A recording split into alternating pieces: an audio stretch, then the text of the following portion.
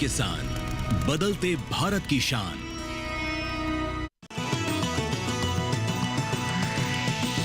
DD किसान, बदलते भारत की शान।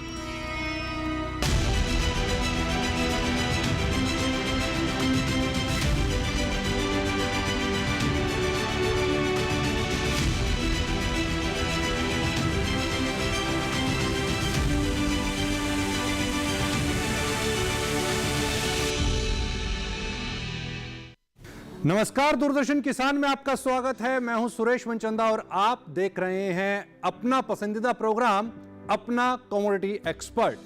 आज के इस एपिसोड में हम बात करेंगे लहसुन की। लहसुन, वो लहसुन जो पिछले 2 साल से लगातार सफेद सोना बना रहा, लेकिन ऐसा क्या हुआ कि इस साल उसकी चमक फीकी पड़ती नजर आई। यह हम जानने की कोशिश करेंगे कि क्या अब बचे हुए अगले जो फाइनेंशियल ईयर के 7 से 8 महीने हैं, उसके अंदर में लहसुन की कीमतों में क्या उछाल आएगा, क्या निर्यात मांग एक बार फिर से उठेगी, डोमेस्टिक इश्यूज क्या हैं, इंटरनेशनल सिनेरियोज क्या हैं और अंतर्राष्ट्रीय बाजारों के अंदर में किस तरह की कठिनाई लहसुन के कारोबारियों को, लहसुन के किसानों को देखने को मिल रही हैं। हमारे साथ इस समय पर स्टूडियो में 2 खास मेहमान मौजूद हैं। हमारे साथ डॉक्टर प्रमोद कुमार गुप्ता साहब मौजूद हैं। आप एडिशनल डायरेक्टर हैं NHRDF से। आपका स्वागत है गुप्ता जी। साथ ही हमारे साथ में जाने माने चेहरे, लहसुन के जानकार जितेंद्र खुराना साहब इस समय पर स्टूडियो में मौजूद हैं। जितेंद्र जी, स्वागत है आपका। जितेंद्र जी, आप ही से शुरुआत करूंगा क्योंकि लहसुन पिछले 2 साल से बड़ी अच्छी कमोडिटी बनी, अंतर्राष्ट्रीय बाजारों में ठीक ठाक डिमांड निकली। ऐसा क्या हुआ अचानक कि इस बार भाव 100 रुपए को भी तरस रहे हैं? ऐसा क्या हुआ कि इस बार एक रेंज के अंदर में बाजार कारोबार कर रहा है, केवल मात्र 30 रुपए से 75 रुपए, 80 रुपए और ज्यादा से ज्यादा ऊपर में जाता है 90 रुपए। क्या इस साल किसानों को लहसुन के दाम नहीं मिलने वाले हैं क्या? सर देखिए, अगर हम ये देखें कि किसानों को लहसुन के दाम नहीं मिल रहे, तो यहाँ पे एक मैं बात रोकूंगा कि इस रेट में 40 से 60-70 का जब रेट होता है तो इसमें किसान की पूर्ति हो जाती है। ठीक है, लागत निकल जाती है, उसकी लागत निकल जाती है अगर उसका बीज घर का है। अच्छा, अगर बीज घर का है तो? अगर बीज घर का है तो उसकी लागत इतने में निकल जाती है। अब हम ये कह रहे हैं कि जी 90-100 से ऊपर क्यों नहीं जा रही मार्केट।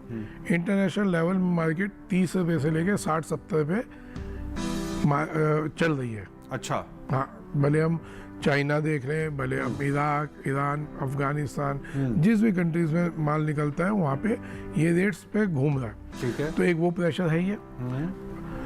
सेकंड थिंग जो यहाँ का अपना इंडिया की फसल है वो 1.5 गुना है, 2 गुना पे थी, थोड़ी बहुत अभी मौसम के अनुकूल खराब हुई है, तो उसमें फसल अभी भी 1.5 गुना पे टिकी हुई है। ठीक है जी, तो इसलिए ये रेट्स पे यहाँ अभी फ्लक्चुएट कर रही है मार्केट। डॉक्टर साहब, जो वातावरण बदल रहा है, एनवायरमेंटल जो सिचुएशंस क्रिएट हो रही हैं, जी जी, इस बार इस साल मॉनसून बहुत अच्छा है। क्या आपको लगता है इसका फायदा आगे अक्टूबर के अंदर में जो सोइंग होगी, जो सीडिंग होगी और जो रुपाई कह लीजिए लहसुन के अंदर में, टेक्निकल वर्ड आप ज़्यादा बेहतर बता पाएंगे, क्या वो इस बार भी अच्छी होने की उम्मीद है? क्या प्रोडक्शन जैसा कि लास्ट ईयर 1.5 गुना 2 गुना का निकल करके आया, क्या ये वाला साल भी प्रोडक्शन के पॉइंट ऑफ व्यू से बेहतरीन रहने वाला है? बहुत अच्छा क्वेश्चन पूछा आपने कि बारिश में रेन आता है यहाँ पे। और बता दूं, जो बारिश अभी हो रही है और अपना जो मौसम में बिल्कुल अनुकूल है, उससे भी एक्सेस जो बारिश हो रही है, जिसको बोलते हैं कि मानसून पहले आ गया जी। मानसून से जो बारिश होता है वह बारिश हमारे रबी के जितने भी फसल हैं सबके लिए लाभदायक होता है। ओके, ठीक है। दूसरा चीज़, जैसे आपने बोला स्पेशली आप बात कर रहे हैं, हम लोग गार्लिक का, लहसुन की बात कर रहे हैं, तो लहसुन उगाने वाले राज्य राजस्थान है। राजस्थान को ऐसे भी हम लोग मरुस्थल मानते हैं कि बारिश कम होती है। बिल्कुल, बस जितना बारिश होता है उनके लिए काफ़ी बेनिफिट है। मध्य प्रदेश में भी काफ़ी ऐसा है। तो आने वाले दिन में जो बारिश मानसून की हो रही है, सफिशिएंट बारिश से हमारे किसान भाइयों को लाभ मिलेगा। जो लहसुन लगा रहे हैं उनको भी मिलेगा, बाकी जो भी रबी फसल उनको भी मिलेगा। ठीक है। एक चीज़। दूसरा क्वेश्चन था प्रोडक्टिविटी के ऊपर। आपको बताना चाहूँगा कि जो 2024-25 का जो सत्र था जिसमें हम अक्टूबर नवंबर में गार्लिक लगाते हैं, उस समय मार्केट में लगाने का रेट काफ़ी हायर साइड में था। और हमारे किसानों भाइयों की एक अच्छी सोच है बताऊँ कि जो मार्केट में रेट अधिक रहता है किसी भी सब्जी का, तो हर किसान उसी को लगाना चाहता है। बिल्कुल। और किसान ये नहीं समझता कि जब क्रॉप हार्वेस्ट होकर के आएगी उस समय रेट क्या होगा। काफ़ी मंच पे हम लोग प्रयास भी करते हैं, खुराना साहब भी बात करते होंगे, भैया आप लोग समतुल्य करके चलो, एक बार अधिक करो कम करो, तो उसमें हमारे किसान भाइयों को नुकसान हो जाता है। तीसरा चीज़ जो रेट अभी चल रहा है, रेट की बात कर रहे थे खुराना साहब, आपने भी पूछा था, रेट इस समय इंडिया में काफ़ी, जब प्रोडक्शन आया था उस समय काफ़ी अधिक था और इस समय काफ़ी कम हो गया है। कम होने के एक दो रीज़न है कि जैसे बताया कि अपने इंटरनेशनल मार्केट में हमारे भारत के लहसुन का मांग तो है लेकिन रेट उतना अच्छा नहीं है जिससे हमारे व्यापारियों को परिवर्तन नहीं होता है। ठीक है। दूसरा चीज़ ये कि जो लहसुन हम लोगों ने खरीद कर रखा हुआ है, बारिश के समय कहीं पे कुछ भींग वगैरह गया हुआ होगा, तो किसान क्या करता है कि जो अच्छी क्वालिटी का बीज होता है, चाहे अभी या जब हार्वेस्ट होता है तब वो अपने लिए रख लेता है बीज के रूप में यूज करने के लिए। ठीक है। बाकी जो इन्फीरियर क्वालिटी का, चाहे गुणवत्ता जिसकी अच्छी नहीं, उसको मार्केट में लेके आता है। तो 50% मार्केट में लहसुन इस प्रकार के आ रहे हैं। ओके। डॉक्टर साहब, क्या जैसे अभी आपने इंटरनेशनल मार्केट की बात की कि वहाँ पे प्राइसेस इंटरनेशनल मार्केट के अंदर ही हमारे प्राइसेस शायद सस्टेन नहीं कर पा रहे, राइट। क्या एक और वजह ये भी हो सकती है कि जिसकी वजह से डिमांड कमज़ोर हुई है, क्योंकि हम ये देख रहे हैं कि अभी इजराइल और इसका ईरान का एक युद्ध हुआ, उधर रशिया और यूक्रेन का युद्ध है जी, इधर इंटरनेशनल जो सिनेरियोज बने हुए हैं जी, वो कहीं ना कहीं इंडिकेट बार बार करने की कोशिश करते हैं कि थर्ड वर्ल्ड वार हो रहा है। राइट। ठीक है जी। तो थर्ड वर्ल्ड वार की जैसे ही न्यूज़ आती है तो वहाँ जो एक्सपोर्टर्स हैं उनको एक इनसिक्योरिटी पैदा हो जाती है जी, कि भाई मैंने सामान भेज दिया, माल भेज दिया, मेरा पैसा ना फंस जाए, मेरा पैसा ना मर जाए। और दूसरा एक बड़ा चैलेंज क्या आ रहा है इंटरनेशनल मार्केट्स के बीच के अंदर में, ट्रेड वॉर जिसको अपन कह सकते हैं, एक जो नया वगूफा यहाँ पर निकला है कि ट्रेड वॉर्स हो रही हैं। राइट। अब ट्रेड वॉर के अंदर में एग्रीकल्चर भी उसका एक कहीं ना कहीं टारगेट के ऊपर है और इसको बड़े पैमाने पर देखा जा रहा है। इसके दो उदाहरण हैं, जैसे अभी हाल फिलहाल के अंदर में चाइना ने जो फर्टिलाइजर्स चाइना से इंपोर्ट किए जा रहे थे हिंदुस्तान के द्वारा, उसको उन्होंने बैन कर दिया। जी। जो आपका रेयर अर्थ मैग्नेट था उसके बाद उनका एक दूसरा स्टेप है राइट, कि कहीं ना कहीं उनका फोकस है कि जो भारत की बढ़ती हुई एग्रीकल्चर ताकत है उसको कहीं ना कहीं डंट किया जाए। बिल्कुल। एक चीज कि इसी तरीके से हमने देखा कि कुछ आम के कंटेनर्स जो हैं वो अमेरिका पहुंचे, सब भी यूएसडीए नॉर्म्स क्लियर थे, सब कुछ क्लियर था, लेकिन एक पेपर की त्रुटि बता करके उनको वहां पे खत्म कर दिया गया, डैमेज कर दिया गया। राइट। क्या इसी तरीके की कुछ एग्रीकल्चर के अंदर में इंटरनेशनल क्या एक मैसेज देने की कोशिश भी होती है जिसका जो दंड है वो किसानों को भी भुगतना पड़ता है, एक्सपोर्टर्स को भी भुगतना पड़ता है? सर, आपने जो इतना एनालिसिस करके बताया इंटरनेशनल ट्रेड वॉर, जी, निश्चित ही जो ट्रेड वॉर चल रहा है उससे हमारे एग्रीकल्चर कम्युनिटी काफ़ी इफेक्ट हो रहा है, क्योंकि जितना प्रोडक्शन हमारे पॉपुलेशन के हिसाब से चाहिए 140 करोड़ का, हम कहीं उससे अधिक प्रोड्यूस कर रहे हैं। राइट। प्रोड्यूस कर रहा था, जो मेरा एक्सेस प्रोड्यूस हो रहा है, अगर एक्सपोर्ट होगा तो हमें विदेशी मुद्रा आएगी। बिल्कुल। जो कि इंटरनेशनल ट्रेड वार की जो आपने बात किया उससे 100% अफेक्टेड है। राइट। मैंगो यहाँ से यूएसए गया, हाँ, उन्होंने कुछ कमियां निकाल दी। राइट।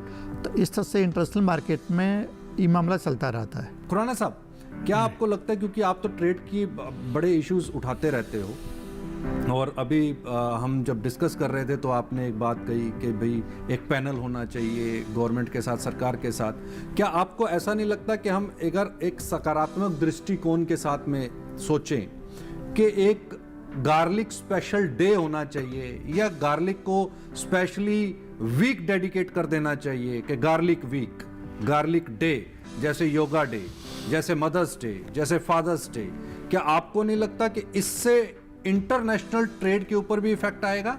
बनस्पत जब हम इसका वीक अनाउंस करें कि ये गार्लिक वीक है, हम यहाँ पर जितने भी फॉरेन एम्बेसडर्स हैं, दूसरे देशों के जो बिजनेस अटैचीज हैं, उनको उसके अंदर इनवाइट करें ताकि हम अपने गार्लिक को वहाँ पे दिखा सकें। इसके साथ साथ में जो विदेशी बायर्स हैं हम उनको इनवाइट करें, एक कार्निवाल का माहौल बना दें, एक कार्निवाल टाइप का माहौल हो कि ये देखिए जी हमारे गार्लिक की उपयोगिताएं क्या है, कितने तरह का गार्लिक होता है उसको यहाँ पर दिखा दिया जाए। जैसे मैंगो फेस्ट लगता है, सभी तरह के आम उस फेस्ट के अंदर में मौजूद होते हैं, सभी उसका स्वाद लेते हैं, उससे उसकी पॉपुलैरिटी भी दिखाई देती है। क्या ऐसा नहीं लगता कि ट्रेडर्स को भी इस दिशा की तरफ ऐसा कोई कदम उठाना चाहिए? हम बनस्पत सरकार की तरफ ही सारी की सारी अपेक्षाएं लगा करके देखें। सर बहुत बढ़िया आपने सुझाव दिया है, और ये ऑलरेडी होता आया है। दूसरी कंट्रीज में देखेंगे हम, चाइना में देखें वहाँ भी ऐसे ही इवेंट्स कहते हैं, दुबई में देखें ऐसे इवेंट्स होते हैं, स्पेशल एक स्पाइसेस के ऊपर होता है, किसी भी प्रोडक्ट पे ऊपर।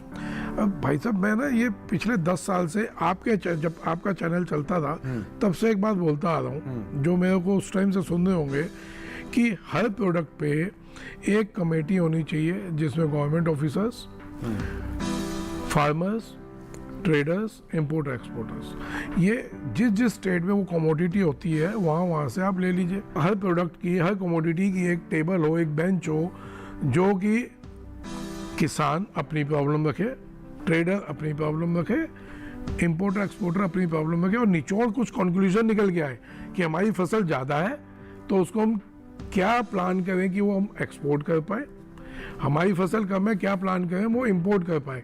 अभी तक क्या होता आया है, एक ही फसल इंपोर्ट भी हो रही है और वही फसल एक्सपोर्ट भी हो रही है। ये कौन सा तरीके है?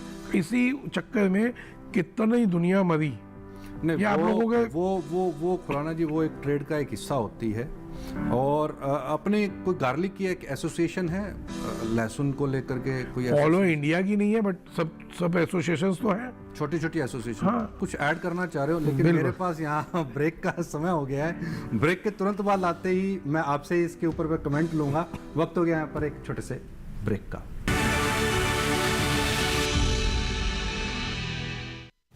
जल्दी टिफिन पैक करो। राजू मोबाइल छोड़ो। अरे दीदी वो बैंक का नंबर चाहिए, रिफंड ही नहीं आया है। मिल गया अब भी कॉल करता हूँ दीदी। बिना नंबर जांचे अक्सर जालसाज बैंक की नकली वेबसाइट और फर्जी नंबर से पैसों की धोखाधड़ी करते हैं। तो फिर सही नंबर? बैंक की ऑफिशियल वेबसाइट या तो कार्ड। आपने तो बचा लिया दीदी। काम से नहीं।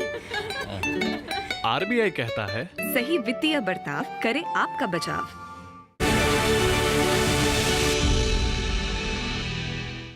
ब्रेक के बाद एक बार फिर से स्वागत है।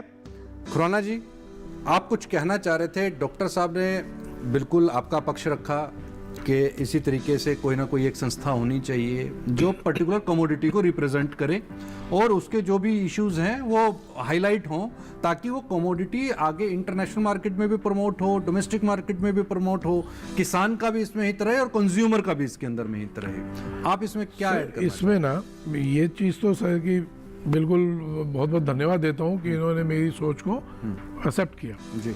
सर अभी आपने एक बात बोली थी कि ट्रेड वॉर चल रहा है। सर ट्रेड वॉर नहीं चल रहा है, थ्रेट वॉर चल रहा है। सब कंट्रीज थ्रेट वॉर कर रही हैं। जिस पे जिस चीज़ की क्षमता है वो चाहता है कि मैं उस क्षमता के से सामने वाले पे क्या थ्रेट करूं जो मेरी बात माने, और वो अपनी क्षमता के मुताबिक आप पे थ्रेट कर रहा है कि आप उसकी क्या मानो। ये थ्रेट वॉर चल रहा है, ट्रेड वॉर नहीं चल रहा। ठीक है। अब हिंदुस्तान पे सबकी नजर है क्योंकि हिंदुस्तान सबसे बड़ा देश है और एग्रीकल्चर पे फुल डिपेंडेंट है, और पूरे विश्व को समझ है कि जो चीज़ यहाँ से, जो प्रोडक्ट यहाँ से निकल के आएगा उस पर भरोसा है। हिंदुस्तान के प्रोडक्ट पे भरोसा है, चीन पे भरोसा नहीं है जी। हिंदुस्तान के प्रोडक्ट पे भरोसा है। दिक्कत क्या आती है, जो मैं बार बार बेंच बनाने की बात कर रहा हूँ, हमारे कितने प्रोडक्ट बाहर जाके फेल हो गए। ये अभी स्पाइसेस रोक दिए गए, आम रोक दिया, कई आइटमें रोक दी गई, चावल पे दिक्कत आ गई। ये सर क्यों आई दिक्कत? अगर ये बोर्ड होता, किसान अपनी बात बोर्ड तक रखता कि जी मैं ये पेस्टिसाइड यूज़ कर रहा हूँ, या क्योंकि नॉर्म्स नहीं है पेस्टिसाइड पे, कोई किसान को बेचने तो दुनिया आ जाती है, बड़ी बड़ी कंपनियां, बड़े बड़े प्रलोभन आ जाते हैं। कोई साहब ये नहीं बताने आता कि इतने एकड़ में इतना पेस्टिसाइड यूज़ करना आपने। किसान को तो ये कहा जाता है, किसान देखते हैं मेरी फसल खराब हो रही है, 1 लीटर या तो 5 लीटर ठोक दे, मेरी फसल बढ़िया होगी। नहीं, जहाँ तक खुराना साहब मैं इसमें टोकूंगा जी जी बोलिए आप। क्योंकि जहाँ तक मुझे मालूम है, मैं बहुत सारे गांवों के अंदर में मैंने विजिट किया है, मंडीज़ में भी मैं गया हूँ। और दरअसल दिक्कत कहाँ आती है? दिक्कत ये आती है कि किसान ये देखता है कि अच्छा मेरे पड़ोसी की जो फसल है वो ज़्यादा हरी दिखाई दे रही है और मेरी वाली जो फसल है वो थोड़ी सी कम हरी है, तो इसको और थोड़ा सा उससे बेटर करना है, तो इसलिए वो और ज़्यादा पेस्टिसाइड डालता है। नॉर्म्स हैं, डॉक्टर साहब भी यहीं पर बैठे हुए हैं। मैं सर बताना चाहूँगा इस मामले में जी। जो पेस्टिसाइड की बात खुराना साहब ने रखा है, इस पे गवर्नमेंट और जितने भी आईसीआर इंस्टीट्यूट है पर्टिकुलर क्रॉप पे काम करते हैं जी। उनका पीओपी है, पैकेज ऑफ प्रैक्टिसेस की किस फसल में बुआई से लेकर के हार्वेस्टिंग करने तक क्या क्या क्रियाएं करनी है। राइट। पेस्टिसाइड की बात हो गई तो इसको हम लोग अपने टेक्निकल में बोलते हैं लेवल क्लेम। हर क्रॉप के लिए अलग अलग पेस्टिसाइड रिकमेंड है। ठीक है। बट वही वन या अनदर रीजन वो पेस्टिसाइड जो है या जो रिकमेंडेशन है हमारे किसान भाइयों तक या जो दवाई विक्रेता हैं उनके पास तक नहीं पहुंच पाते हैं। तीसरा चीज़ है और कुछ प्राइवेट कंपनियां हैं, जो भी कंपनियां नई नई मॉलिक्यूल निकालती है किसानों को जाके देती है और किसान को तो उसका सोल्यूशन चाहिए। राइट। चाहे प्राइवेट कंपनी दे या गवर्नमेंट, ताकि उनको फसल बचा रहेगा तो 2 पैसा उनके पास मिलेगा। बिल्कुल। तो जो लेवल क्लेम हर फसल के लिए अलग अलग है उसका हमें ध्यान में रखना चाहिए। गवर्नमेंट इसको पॉलिसी बनाती है। कुछ केमिकल ऐसे भी हैं जो कि हमारे यहाँ बैन हो चुके हैं पर्टिकुलर क्रॉप के लिए, पर्टिकुलर क्रॉप के लिए बैन नहीं हो चुके। तो इस पे हम समझते हैं कि अगर अवेयरनेस एक्टिविटी जो पर्टिकुलर क्रॉप के ऊपर, पर्टिकुलर फार्मर्स के ऊपर, तो किसान भी काफ़ी अवेयर होगा और जाके जो रेसिड्यू के कारण हमारा जो क्रॉप फेल हो रहा है, आपको बता दूं जैसे प्याज लहसुन है उसमें कोई भी पेस्टिसाइड फंजीसाइड आप डाल दीजिए उसका रेसिड्यू इफेक्ट उसके बॉल में नहीं आता। अच्छा, ठीक है। क्योंकि अलग अलग क्रॉप का अलग अलग नेचर है, अलग अलग पेस्टिसाइड्स का है। ठीक है। तो इस तरह से जो लेवल क्लेम है हर क्रॉप के लिए वो हमारे किसान भाइयों को जानकारी में होना चाहिए और उसके लिए अवेयरनेस एक्टिविटी जो पर्टिकुलर इंस्टीट्यूट है चाहे जो भी गवर्नमेंट के साथ मिलकर किया जाना चाहिए। तो ये सिचुएशन है सर। जी। खुराना साहब, चलिए अब वापस अपन लहसुन के ऊपर एक बार फिर से लौटते हैं। इस साल आपको प्रोडक्शन क्या दिखाई देता है? क्या 2025 के अंदर में जो नई फसल लगेगी उसका एरिया बढ़ेगा पहले के मुकाबले? एक बात। दूसरा, अभी आपको क्या लगता है इंटरनेशनल सिनेरियोज क्या हैं? चाहे हम सीरिया की बात करें, ईरान की बात कर लें, वहाँ पे इफ़ेक्ट्स क्या दिखाई देते हैं आपको? और भारत का लहसुन जो अमेरिका परचेज कर रहा था पिछले 2 साल से, एक बड़ा बायर था, तकरीबन 28% जो अकेले उसकी खरीदारी थी लहसुन के अंदर में, तो वो कहीं ना कहीं कम होती हुई दिखाई दे रही है।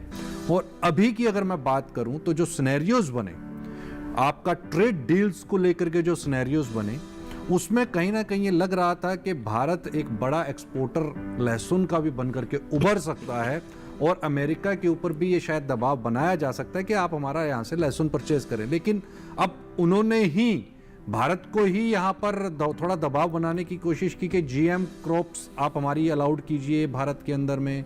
डेयरी प्रोडक्ट्स की तरफ उनकी नज़र पड़ गई क्योंकि बहुत बड़ा सेक्टर, बहुत बड़ा बाजार है। इसको आप किस तरीके से देखते हैं कि क्या ये एक बैरियर हो सकता है? क्या यहाँ पर लहसुन का जो बढ़ते हुए कदम थे उसको ब्रेक लगती दिखाई दे रही है? सर देखिए, पहली चीज़ जो हमने कहा कि हमारे को आने वाले 6 महीने में लहसुन किस लेवल पे जाता हो दिख रहा है। इसी स्पीड में अगर लहसुन चलता है तो 10-20 ऊपर नीचे होके मार्केट चल सकती है, कुछ बेटर भी हो सकती है। ओके। लेकिन अगर विदेशी माल की एंट्री होती है तो यहाँ पे आके मार्केट क्रैश हो जाएगी। पहली चीज, हमारे को इस साल कोई विदेशी माल की जरूरत नहीं है, इतना लहसुन हमारे हिंदुस्तान में है। पहली बार कश्मीर का लहसुन डबल फसल हुई। कश्मीर के लहसुन के किसानों को खूब संतुष्ट है, उनको 20-25 किलो से कभी ऊपर भाव नहीं मिला। इस 2 साल में वो 80-90 रुपए के भाव भी पकड़ पा रहे हैं। ये वही लहसुन है, वही साइज है जो चाइना या इराक, ईरान, अफगानिस्तान वगैरह से आता है, बड़ा लहसुन। ठीक है। वो लहसुन हमारे यहाँ 2 राज्यों में होता है। ठीक है। एक कश्मीर में, एक हिमाचल में। ओके। क्या हम उनको उतना प्रमोट नहीं कर सकते या हम उनको उतना नॉलेज नहीं दे सकते कि वो ज़्यादा लगाएं? हमारे को विदेशी लहसुन की जरूरत क्या है? हमारे को मोदी जी की थीम बहुत बढ़िया लगती है, अपना उगाओ अपना खाओ और अपने आप को इतना सक्षम करो कि हम विदेशों को सप्लाई दें। सबसे बड़ी बात अभी मैंने पीछे देखा कि एग्रीकल्चर मिनिस्टर साहब ने तो कैंपेन एग्जीक्यूट किया हुआ है, लैब टू लैंड। तो लैब टू लैंड के बीच के अंदर में मुझे लगता है कि सभी वैज्ञानिक फील्ड के ऊपर ऑलरेडी बिल्कुल, जो किसानों की जो प्रॉब्लम्स हैं उनको समझ भी रहे हैं, उनको सुझाव भी दे रहे हैं। और मैं देख रहा था कि तकरीबन 70,000 के आसपास गांव के अंदर में कवर किए गए हैं यहाँ पे, और बहुत सारी टीमें जो हैं ICAR की, पूसा के इंस्टीट्यूट्स की, सभी वैज्ञानिक्स की, हॉर्टिकल्चर ऑल ओवर इंडिया के जितने ऐसे इंस्टीट्यूट, हाँ, सभी को इसके अंदर में इन्वॉल्व किया गया है।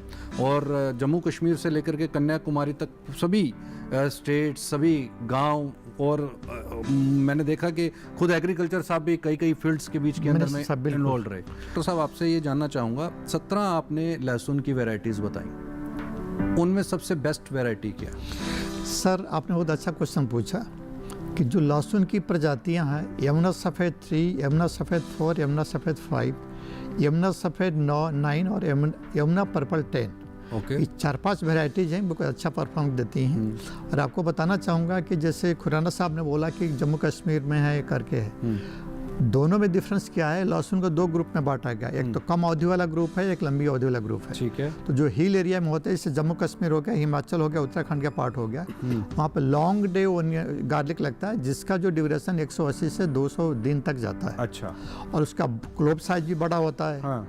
लोगों को अट्रैक्ट भी करते हैं। ठीक है। जो विदेशों में जो ग्रो होता है वो अभी लॉन्ग टर्म टाइप का है। ठीक है। बट जो लघु अवधि वाले हैं, जैसे सौडे जो मैदानी में होता है, हाँ, ये भी काफ़ी अच्छा है। ठीक है। लेकिन लोगों का आजकल मार्केटिंग का ट्रेड है, अट्रैक्शन आना, पोटेंशियल लोग कम छिलना पड़ेगा, किचन काम करेंगे, उसके है। इसको हम समझेंगे, पीओपी को समझेंगे कि पीओपी से किस तरीके से बेनिफिट हो सकता है ब्रेक के उस पार। बेमौसम बारिश, आंधी और तूफान की चिंता भूल जाओ, फसल बीमा कराओ, सुरक्षा कवच पाओ, प्राकृतिक आपदा हो या कोई दुर्घटना, उसकी चिंता से भी मुक्ति पाओ, फसल बीमा कराओ। हमने फसल बीमा योजना को अधिक प्रभावी बनाया, उसके दायरे में ज्यादा किसानों को लाए। अब तक 23 करोड़ से अधिक किसान आवेदनों को फसल मुआवजा मिला। खरीफ फसल बीमा के लिए शीघ्र पंजीकरण कराएं। बैंक शाखा, बीमा कंपनी, कृषि ऋण समिति, जन सेवा केंद्र से संपर्क करें या www.pmfby.gov.in पर ऑनलाइन आवेदन करें। बीमा कंपनी के प्रतिनिधि से घर बैठे एड ऐप द्वारा बीमा करा सकते हैं। फसल बीमा से संबंधित जानकारी के लिए हेल्पलाइन नंबर 14447 पर कॉल करें। फसल बीमा कराओ, सुरक्षा कवच पाओ। ब्रेक के बाद एक बार फिर से स्वागत है। ब्रेक से पहले डॉक्टर साहब पीओपी की बात कर रहे थे। डॉक्टर साहब, ये थोड़ा सा दर्शकों को आप थोड़ा एक्सप्लोर कर दीजिए कि इससे किसानों को क्या बेनिफिट हो सकता है और कैसे इसको किया जा सकता है इस प्रैक्टिस को। देखिए, पीओपी तो हमने समान रूप से बोल दिया, पैकेज ऑफ प्रैक्टिस इंग्लिश में बोलते हैं, और सामान्य भाषा से समझने की बात है कि गार्लिक हो, मतलब लहसुन हो या कोई भी फसल हो, उसमें पीओपी लागू रहता है। कब हमें बुआई करनी है, कब हमें खुदाई करनी है, कब पानी देना है, कितने दिनों पर दवा स्प्रे करना है, उसका स्टेज क्या आएगा, तो इस पे हम किसान भाइयों को ध्यान रखना चाहिए। दूसरा चीज़ एक और है, आजकल जो विदेश में लोग आयात करते हैं इंडिया से, एक गैप आया है good agriculture practice for respective crop के लिए आया हुआ। तो हम लहसुन की बात करेंगे तो इसलिए भी गैप भी डेवलप कर रखा हम लोगों ने।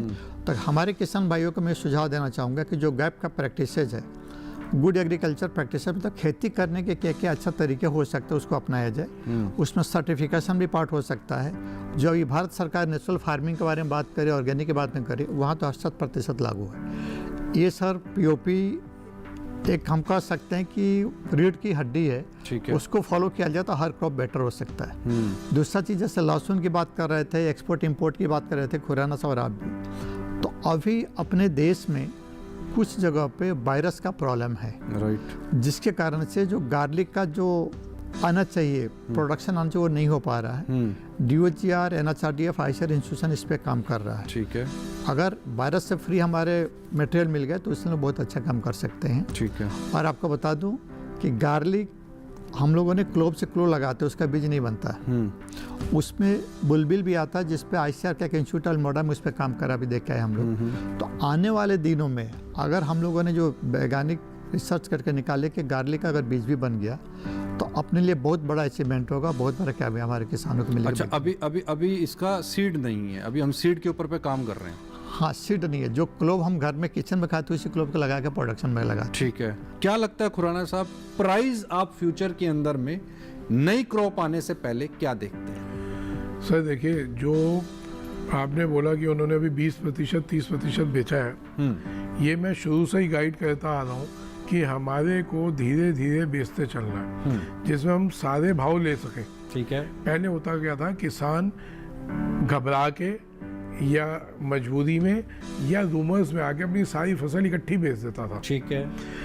और उसमें उसके बाद उसको मार्केट में जो कुछ मैनिपुलेटिंग वाले थे वो घुमाते थे।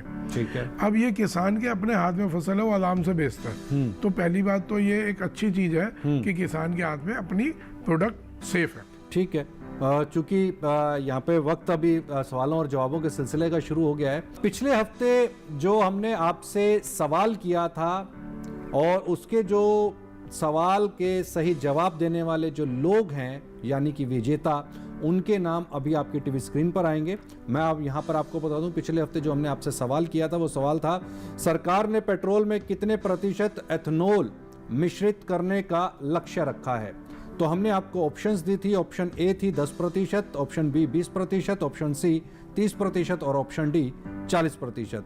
तो ऑप्शन बी यहाँ पर जो है वो सही जवाब, यानी कि 20% का जो ब्लेंडिंग है एथनॉल की पेट्रोल के अंदर में, उसकी सरकार ने लक्ष्य को तय किया है। और जो सही जवाब देने वाले जो विजेता हैं उनके नाम आपकी टीवी स्क्रीन पर।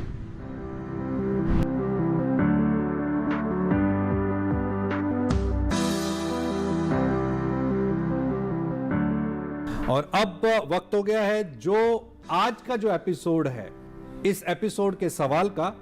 आज का जो सवाल है वो है, लहसुन की खेती में बुआई से लेकर कटाई तक में कितना समय लगता है? ऑप्शन ए 3 महीने, ऑप्शन बी 4 महीने, ऑप्शन सी 5 महीने और ऑप्शन डी 6 महीने। तो आपको इस सवाल का सही जवाब हमें अपना कमोडिटी एक्सपर्ट @gmail.com पर भेज देना है। याद रखिए, आपको इसका सही जवाब हमें शुक्रवार रात 9 बजे से शनिवार रात 9 बजे के बीच, यानी कि आपके पास 24 घंटे हैं के अंदर अंदर आपको भेजना है। चलते चलते हमारे मेहमानों से आखिरी एक रिएक्शन ले लेते हैं। खुराना साहब, अभी भी मेरा सवाल जो है वो बना हुआ है कि जिन किसानों के हाथ में माल है जी, उन्हें रखना चाहिए या बेच देना चाहिए? देखिए, अभी आराम से चलना चाहिए, घबरा के बेचना नहीं चाहिए। हमारे पास 6 महीना है, आराम से बेचते रहिए। आप दोनों खास मेहमान स्टूडियो में आए और आपने तमाम जानकारियां शेयर की, इसके लिए आपका बहुत बहुत शुक्रिया। धन्यवाद सर, आपको, दूरदर्शन टीम को भी। और फिलहाल अपना कमोडिटी एक्सपर्ट में इतना ही। कहीं मत जाइए, देखते रहिए दूरदर्शन किसान।